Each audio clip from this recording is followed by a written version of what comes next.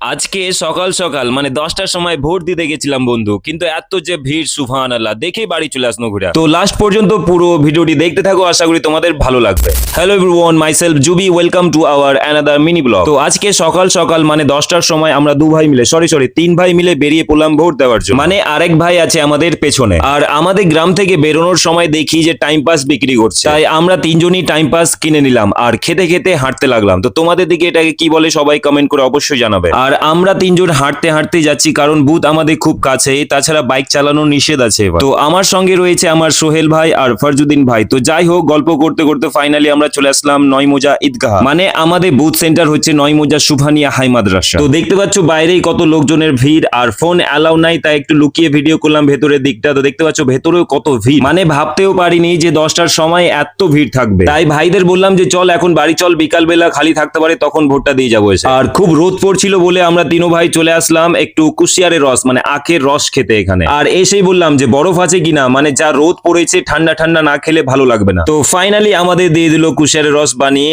আর শুরু করলাম খেতে। তো প্রথমে আমরা ভেবেছিলাম যে লাস্সি খাবো, বাট লাস্সি কিনতে এসে দেখি যে এখানে কুশিয়ারের রস বিক্রি করছে, তাই কুশিয়ারের রস কিনে নিলাম। আর খাওয়া মাত্রই পুরো ভেতরটা ঠান্ডা হয়ে গেল আর মনটাও শান্ত হয়ে গেল, আর এনার্জি ঘুরে পেলাম মনে হচ্ছিল। তারপর হাঁটতে হাঁটতে গল্প করতে করতে সোজা চলে আসলাম আমাদের পাড়া। তো দেখতে পাচ্ছ আমাদের পাড়ার গলি। আর ভাইদের বললাম যে 4টার সময় আবার যাব, ঠিক আছে। আর যেই 2টা বাজে সোহেল ভাই কল করে বলে যে চো এখনিকা খালি রবে। তো কি আর দেরি না করে সঙ্গে সঙ্গে বেরিয়ে পড়লাম। তো এবার কিন্তু বাইক নিয়ে বেরোলাম, মানে বাইক চালানো নিষেধ থাকা সত্ত্বেও দেখলাম অনেকজন বাইক নিয়ে যাচ্ছে, তাই ভাবলাম যে চ বাইক নিয়ে চ, কিছু হবে না গো। তো দেখতে পাচ্ছ একটা বাইকে সোহেল ভাই আর আমি আছি, আর আমাদের পেছনে ফরজুদ্দিন ভাই এমটি নিয়ে আসছে। তো যাই হোক, গল্প করতে করতে ফাইনালি আমরা চলে আসলাম নয়মোজা ঈদগাহ। আর আমরা যেটা ভেবে আসলাম যে এখন খালি থাকবে, বাট এসে দেখছি আরো ভিড়। মানে আমাদের বুথে প্রায় 1200 ভোটার রয়েছে, আর মাত্র 700 জনের নাকি ভোট দেওয়া হয়েছে। তো কি আর করা যাবে, এবার কিন্তু আমাদের লাইনে দাঁড়াতে হবে। আর ফোন তো নিয়ে ভেতরে ঢুকতে দিবে না, তাই বাইরে কিছুক্ষণ দাঁড়িয়ে থাকলাম আর ভিডিও করে নিলাম। আর ওই যে দেখো আমাদের পেছনে মিনারটা কত সুন্দর লাগছে, মাশাআল্লাহ।